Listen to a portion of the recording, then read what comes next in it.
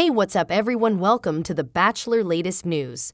Heading into the March 3 episode of The Bachelor, Grant Ellis was slated to meet the families of his final four ladies.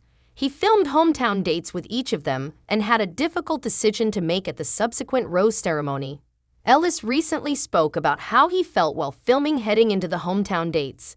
He told Us Weekly on March 1, "I honestly was 100% sure his wife was one of the four ladies who received hometowns." He explained, "Because that's what I came there for. I knew I was going to make things work." During the March 3 episode, viewers will see Ellis meet the families of Lytia Goer, Zoe McGrady, Juliana Pasquarosa, and Dina Lupancu. A sneak peek shared on the Bachelor Instagram page teased that there will be some tense moments on some of the hometown dates. Despite some potential hiccups, Ellis remained confident his wife was among the four ladies who received hometown dates.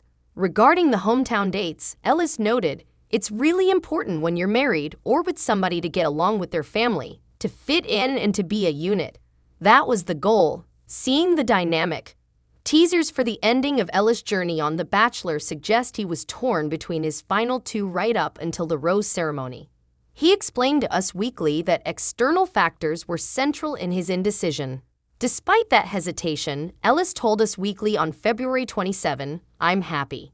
He added, "I'm always happy. I'm happy with life and I'm happy with the way that things are going and the way that things played out." Ellis also shared some insight into the qualities he saw in each of the four ladies that appealed to him. He liked McGrady's boldness. "I felt like she was there to put herself out there. In addition, I could really relate to some of the things she's been through."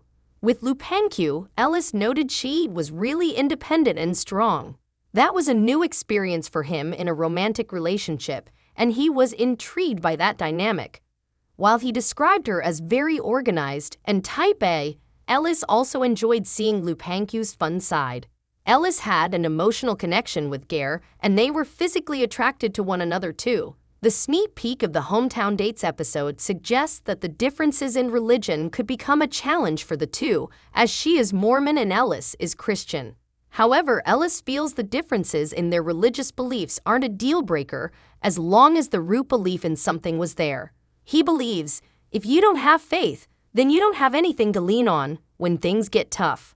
Pasquarosa and Ellis quickly developed a physical chemistry, but he noted an emotional connection also developed. Their shared interest in playing the piano created an early connection for the pair that continued to develop. The Bachelor Season 29 contestant Zoe McGrady has been candid with Grant Ellis about how her upbringing has shaped her. "I was actually adopted," Zoe said on the January 2024 episode of the Misrepresented podcast. "I have to preface that because everyone sees my parents and they're like, 'Wait, what?'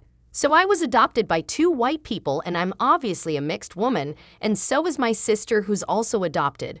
We grew up in a pretty small, all-white town in the South." While opening up to Grant during a group date, Zoe shared that she's been told she's a bit difficult to read, which she claimed is due to her childhood and being from the South, being a person of color, and being the woman who was never told she was beautiful. "But I think the reason I'm so stoic and I guess hard to read. I told you I was adopted and raised in Southern Virginia. It was predominantly white and it was just me and my sister. We're both mixed. We're adopted by the same parents. Just my entire life, I just felt like the black sheep," Zoe told Grant, who shared in a confessional that her story made him feel so much compassion for her. "Knowing what she went through in her childhood and now seeing the woman she's become and how she approaches every obstacle, that's somebody that I can resonate with." While opening up about being adopted by her parents, Zoe said on the January 2024 episode of the Misrepresented podcast that people would stare at her family growing up. Like they didn't know what was going on as far as our family dynamics, and just being one of the few people of color down there just made things a bit difficult at times, Zoe said. "Being black, being interested in STEM and science and math and stuff, I just was always kind of the black sheep of my hometown." Then give your opinion in the comment box and stay with us by subscribing the channel. Thank you.